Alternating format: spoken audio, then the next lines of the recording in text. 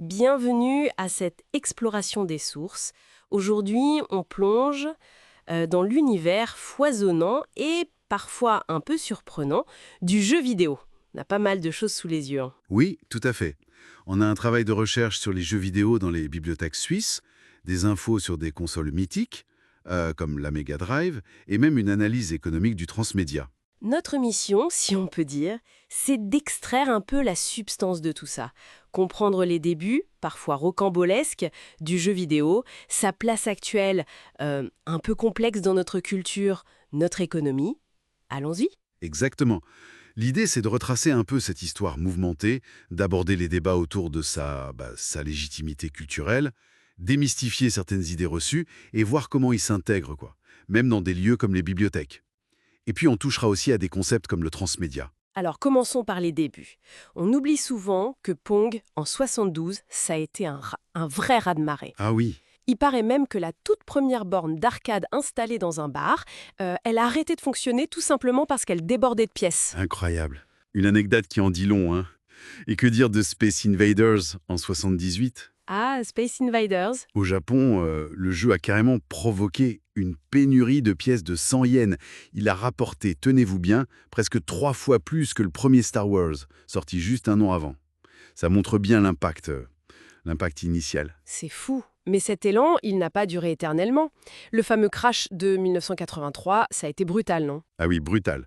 Principalement à cause d'une surproduction, une avalanche de jeux, disons, médiocres pour être gentil. C'est ça.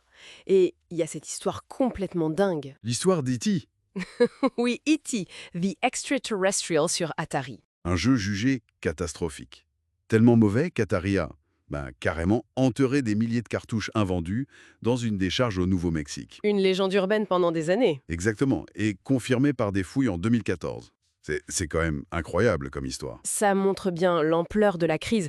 Mais alors, comment l'industrie s'en est remise? Eh bien, le sauveur, si on peut dire, c'est Nintendo, avec la NES, ou Famicom, au Japon, lancée en 1985. D'accord. Et puis, juste après, s'ensuit la fameuse guerre des consoles, 16 bits, la Mega Drive de Sega face à la Super Nintendo. Oui, la grande rivalité Sega contre Nintendo. Sega, ils ont joué quelle carte pour s'imposer? Alors Sega, ils ont beaucoup misé sur les portages de jeux d'arcade, ce qui était très populaire.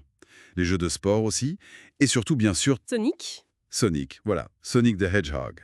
Une mascotte conçue pour être cool, rapide, un peu rebelle, quoi. Pour vraiment contraster avec Mario. Oui, l'image était très différente. Tout à fait. Et les campagnes marketing étaient très agressives. Sega se positionnait vraiment comme la console des ados un peu branchés, face à un Nintendo plus familial peut-être. Une image cool qui contrastait pourtant avec une certaine méfiance, non? Cette mauvaise réputation qui colle un peu à la peau des jeux vidéo. Violents, addictifs. D'où ça vient au juste? Bah, ça vient en partie de ce crash de 83 avec tous ces mauvais jeux. Ça avait laissé des traces, et puis de certains contenus, bien sûr.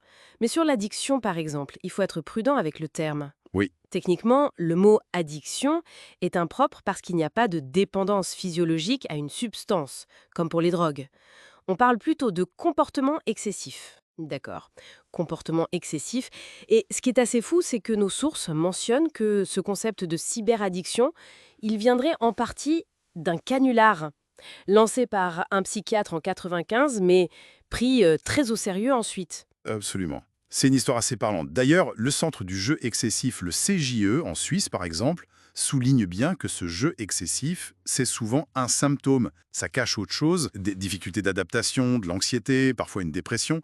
C'est rarement le problème racine en fait. Voilà. Quant à la violence, c'est une critique majeure, c'est vrai. Oui, certains jeux sont violents et ils le revendiquent. On pense à Mortal Kombat ou plus récemment GTA V avec sa fameuse scène de torture qui a fait couler beaucoup d'encre. Hmm. Et d'ailleurs, si on regarde les ventes de 2013, les gros succès comme GTA V ou Call of Duty, ils sont classés PJ-18, donc réservés aux adultes. Et c'est important de le dire, la grande majorité de la production n'est pas violente. Et puis, ce lien direct entre jouer à des jeux violents et devenir violent dans la vraie vie Ouf, c'est très très débattu. est beaucoup plus complexe. Des études pointent plutôt vers d'autres facteurs sociaux, familiaux. D'où l'intérêt du système PGI, justement. Exactement. Ces petits logos sur les boîtes de jeux. Exactement. Le PGI, c'est le Pan-European Game Information. Ça classe les jeux par âge d'âge, 3, 7, 12, 16, 18 ans, et ça indique aussi le type de contenu qui a pu motiver la classification. Violence, peur, langage grossier.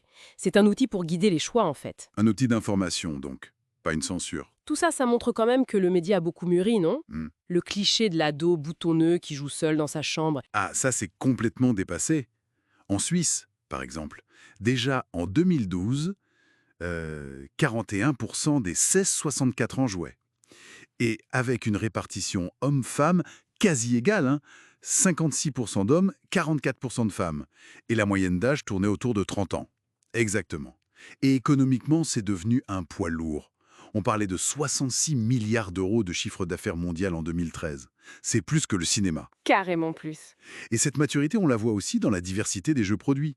Il y a des jeux très artistiques, presque contemplatifs, comme Journey ou Flower, une scène indépendante hyper riche, hyper créative. Oui, avec des phénomènes comme Minecraft, ou des jeux plus politiques comme Papers, Please ou ceux de Molindustria. Tout à fait. Et on trouve même des usages thérapeutiques. Le jeu Aiko, par exemple, a été utilisé pour travailler sur l'isolement, la responsabilité, avec des enfants. C'est fascinant de voir cette évolution, cette diversification. Et ça nous amène à un autre point intéressant des sources. L'intégration des jeux vidéo dans des lieux un peu inattendus, au départ, comme les bibliothèques publiques. Oui, en Suisse, en France, c'est une tendance. Pourquoi? Ben, d'abord parce que le jeu vidéo est enfin reconnu comme un produit culturel légitime, au même titre qu'un livre, un film, une musique.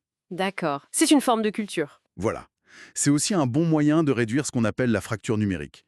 Et puis, soyons honnêtes, c'est un super outil pour attirer de nouveaux publics dans les bibliothèques. Avec des animations, des tournois. Exactement. Des tournois, des ateliers de création de jeux, des soirées thématiques. C'est un outil de médiation culturelle, en fait. Très efficace. Un outil culturel à part entière. Et cette idée d'un média qui dépasse le simple jeu, on la retrouve aussi dans le concept de transmédia qui est abordé dans nos sources. Tout à fait. Le transmédia, en gros, c'est l'art de raconter une histoire en utilisant plusieurs supports différents. Un film, un jeu vidéo, une bande dessinée, un site web. Comme Star Wars ou Matrix. Exactement. Chaque média apporte sa pierre à l'édifice, enrichit l'univers. Chaque pièce est une porte d'entrée, mais contribue à un tout plus grand. Économiquement, c'est intéressant aussi. Ça repose beaucoup sur la publicité, les partenariats. Mais ça peut être complexe à gérer, non? L'exemple de Matrix est donné comme un semi-échec économique de ce point de vue-là. Oui, c'est vrai. Malgré l'ambition, l'univers étendu a été jugé parfois trop complexe, trop dispersé par le grand public. C'est un équilibre délicat à trouver. Bon, alors si on essaye de synthétiser un peu tout ça, ce parcours rapide à travers nos documents, il nous montre quoi alors? Que le jeu vidéo, c'est loin d'être juste un divertissement pour ados. Clairement pas. C'est une force culturelle, sociale, économique majeure, pleine de paradoxes aussi, partie d'une curiosité de bar pour devenir un géant économique, mais qui doit encore parfois lutter pour sa pleine reconnaissance culturelle. Oui, son intégration dans les bibliothèques le montre bien. Et en même temps, il explore des formes narratives, des modèles économiques très innovants, comme le transmédia. De Pong à ses expériences complexes, le chemin parcouru est énorme. Et l'histoire est loin d'être finie. Certainement pas. Et peut-être juste une dernière pensée pour la réflexion.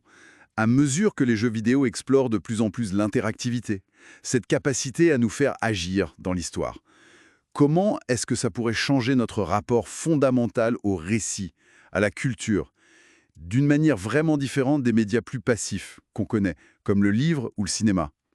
Hmm, bonne question. La réflexion reste ouverte, quoi. C'est un domaine en constante évolution.